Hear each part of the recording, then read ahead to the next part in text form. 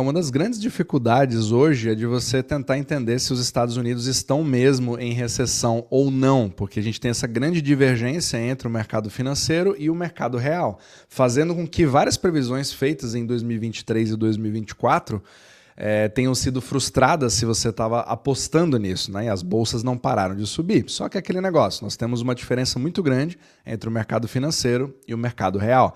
Mas mesmo o mercado real não indo muito bem, com os americanos com cada vez mais problemas para fazer seus pagamentos, etc., vários tipos de inadimplência, de cartão de crédito, ou mesmo do mortgage, né, que é o financiamento imobiliário, as coisas ainda continuam andando, meio que de lado, mas ainda continuam. E fica aquela questão, porque a gente vê uma mudança em relação ao regime, principalmente depois de 2008, onde quase não se fala mais sobre recessão, a não ser a própria pandemia, que foi uma coisa mais artificial. Só que o que eu quero conversar no capítulo de hoje é como que uma força também artificial vem segurando não somente a economia americana, mas é um regime que vem sendo aplicado para o resto do mundo e vem segurando das coisas, que é o gasto fiscal. Então aqui eu quero falar de uma entrevista que foi feita aqui recentemente do David Cervantes, né, num canal chamado Forward Guidance, que é muito bom, recomendo essa entrevista, vou colocar também na descrição aqui do vídeo para você poder assistir,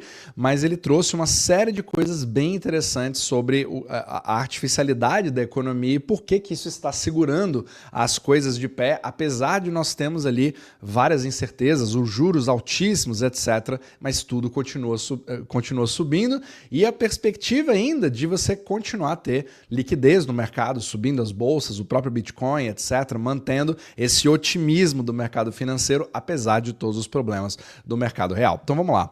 Aqui ele fala de uma série de pontos interessantes. Então, primeiro, ele traz a analogia da economia americana como se fosse aquela bola de praia, que normalmente eu uso para falar sobre a força do dólar, né? Aquela que você, por mais pressão que você coloque, como tarifas, alta de juros, etc., ela continua subindo, né, na piscina ali pelo empuxo, digamos assim. E ela emerge justamente por causa do déficit público. Se você entender um pouquinho de como que funciona o déficit público, você vai ver que nada mais é do que uma impressora unilateral de dinheiro, mas dentro da economia americana, né? Não se aplica diretamente ao exterior, só indiretamente, para quem acompanha aqui no podcast. E esse déficit público se transforma em superávit privado. Isso significa que quanto mais o governo gasta, ele acaba criando uma injeção artificial no mercado privado que vai sustentando aquilo que, em princípio, não seria sustentado se fosse feito de outra forma. É um pouco da teoria do MMT, né? do Modern Monetary Theory. Né? Então, apesar dele não admitir exatamente, mas é esse tipo de dinâmica que acaba explicando bastante do que nós vemos. Então, quando o governo gasta mais ali do que arrecada, você tem justamente ele acaba indo direto para a economia privada, então ele vai sustentando, querendo ou não, o consumo, o investimento e as próprias receitas corporativas. E isso vem segurando muito, principalmente com a forma que os gastos públicos foram aumentando, e eles são exponenciais agora nos Estados Unidos, você acabou segurando, né, aquele PIB ali de 3%, o excepcionalismo americano, onde o resto do mundo todo não estava indo muito bem, porque eles precisam lutar pelos seus próprios dólares, mas não nos Estados Unidos se você tem um déficit fiscal. Então é mais ou menos isso que vai criando toda essa divergência que faz parte ali do próprio milkshake do dólar, digamos assim.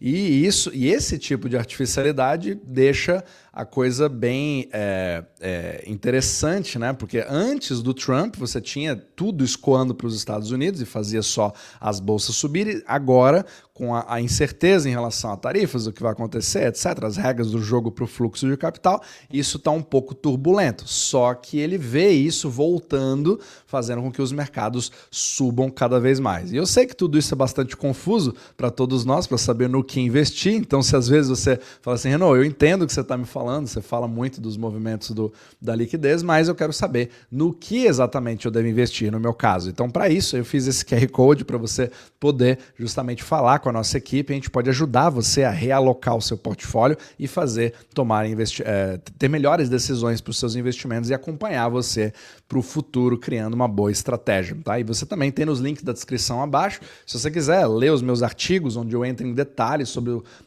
tudo que está acontecendo agora, né, o funcionamento do sistema do dólar, e também com vídeos exclusivos aqui no meu Substack e também no próprio YouTube, onde você pode se tornar membro. Todos os links aqui abaixo na descrição, ok?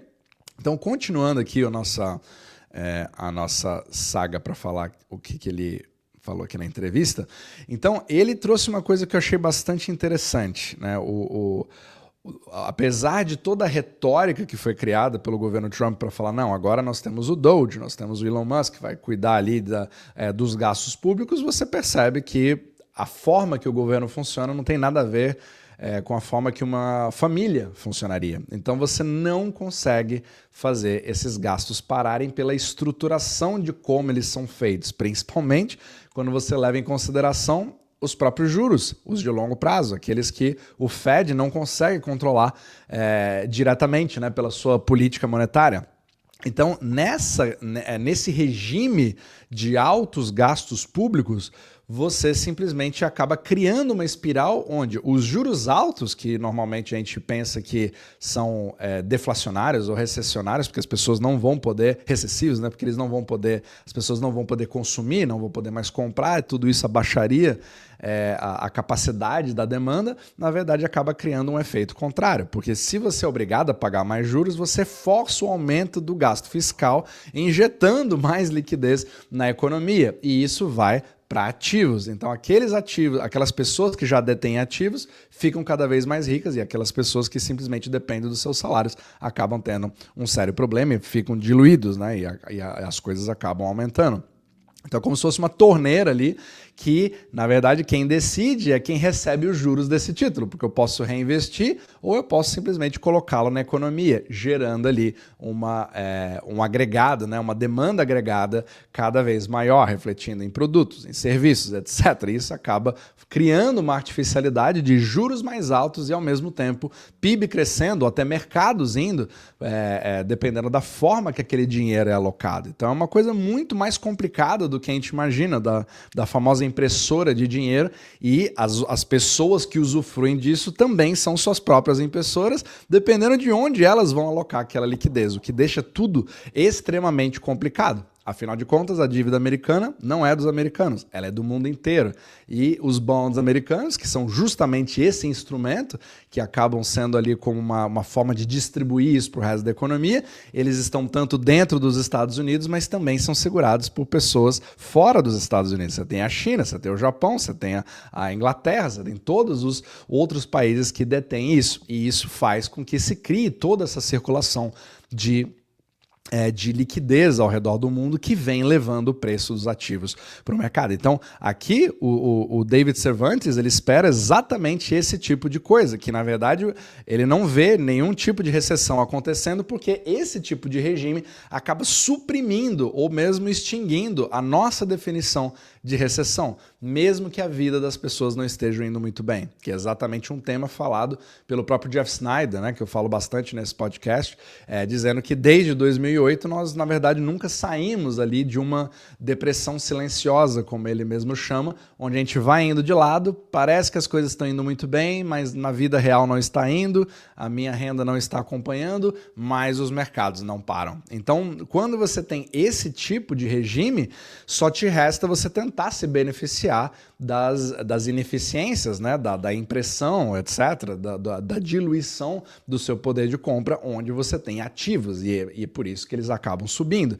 E cria mais ainda aquela divergência entre aqueles que detêm ativos e aqueles que não detêm ativos, motivo pelo qual fica praticamente impossível você conceber qualquer participante da economia global que não invista. Então não é nem um privilégio, mas é sim uma necessidade, acaba se tornando uma necessidade. Então isso cria um paradoxo, que ele chama, né, o paradoxo dos juros altos e economia forte ao mesmo tempo, porque justamente a despesa com juros acaba se tornando um novo estímulo fiscal, certo? É como se fosse o QE de verdade, né?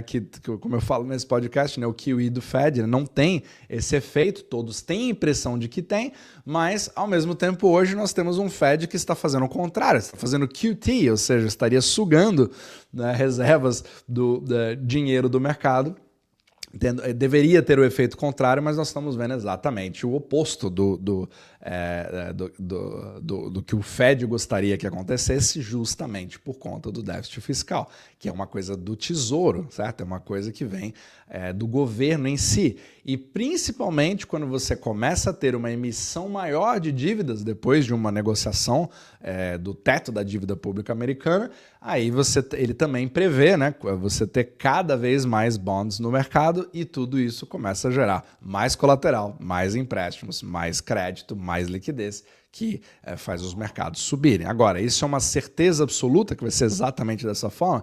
Com certeza não. Você sempre vai ter algum tipo de correção ali, principalmente depois, né, que os Estados Unidos tiverem essa negociação acontecendo do teto da dívida, ele vai voltar a emitir muito mais bonds para poder captar esse dinheiro, e aí acaba sugando bastante dessa liquidez. Então vamos ver ali, uma certa turbulência, só que do médio para o longo prazo ele acabou criando uma previsão ali nessa entrevista na qual a recessão ela fica cada vez menos provável. Não é impossível, mas cada vez menos provável, e existe ali a possibilidade dos Estados Unidos voltarem a ter um grande crescimento, pelo menos no mercado financeiro, né? Não estou falando do mercado real, mas criando ali toda uma nova subida de ativos. Então vai ser bem interessante a gente poder ver ali, né, a cena dos próximos capítulos em relação a esses gastos fiscais, porque independente de todos os esforços de um governo específico, parece que nada